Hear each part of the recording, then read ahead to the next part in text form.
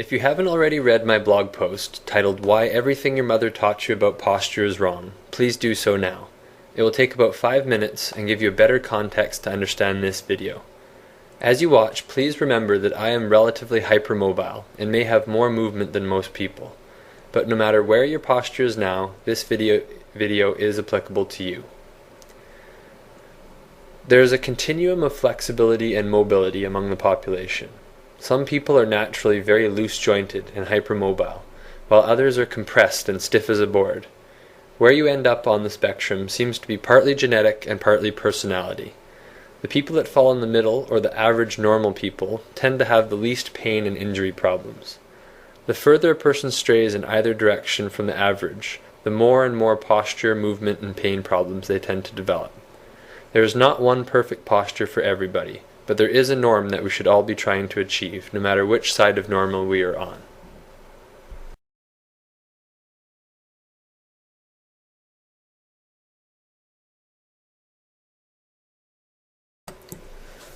You need to understand that spinal movement and shoulder blade movement are two separate things.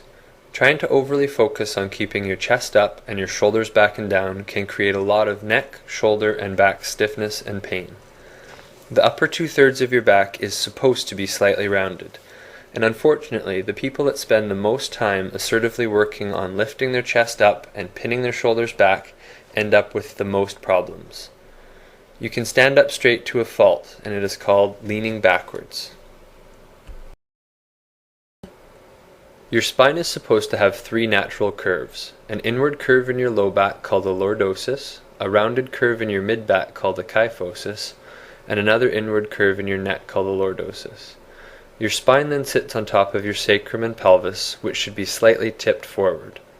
The goal of having good posture is trying to effectively vertically stack all of these vertebrae on your pelvis, hips, knees, and feet to allow your skeleton to deal with gravity more so than your muscles.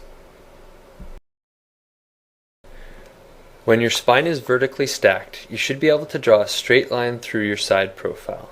Your head is over your torso is over your pelvis is over your hips are over your knees, and your knees are over your feet. Your shoulders should be relaxed and fall down the midline of your torso, not be braced and hang behind your body. This type of posture decreases the use of your abdominals, butt, and hamstrings, while overworking a number of important shoulder muscles. It throws off the natural S-curve of the spine and makes your body very inefficient at dealing with gravity. The end result is usually pain. Once you learn to vertically lengthen and stack your skeleton, instead of trying to hold it all up from your mid-back, you'll become stronger, more flexible, and relatively pain-free. Posture and strength are a life skill that should be learned at a young age, but it is never too late.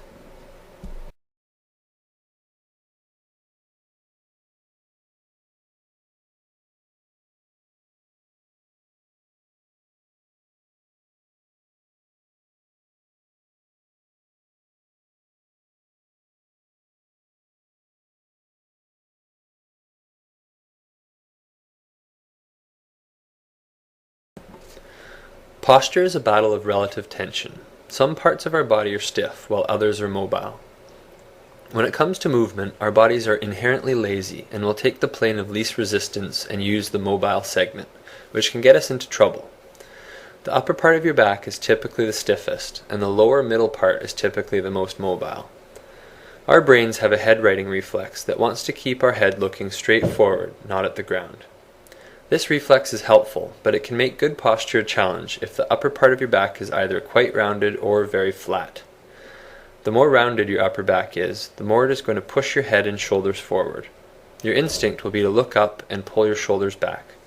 Unfortunately, because your upper back is a much stiffer, immobile area than your mid-lower back and hips, what tends to happen is you will overly extend your lower spine and sway your hips forward instead of attempting to straighten up your upper back. This will achieve your head being on top of your body looking forward, but can put the rest of your body in a vulnerable and inefficient position that results in a lot of joint compression in the low back. Over time, some muscles get very strong and tight, while others very weak and stretched out, and it becomes very challenging to actually stand up straight properly.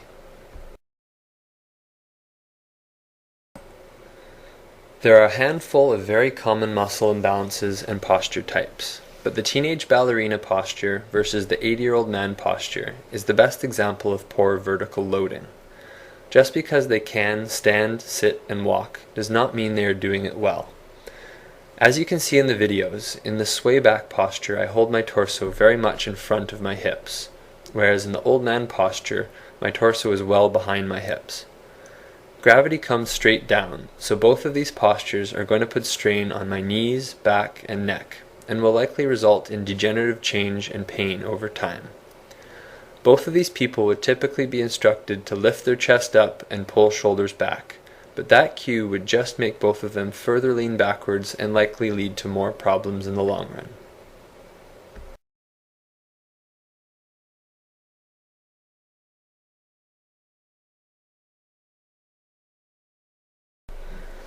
So what are the keys to good posture?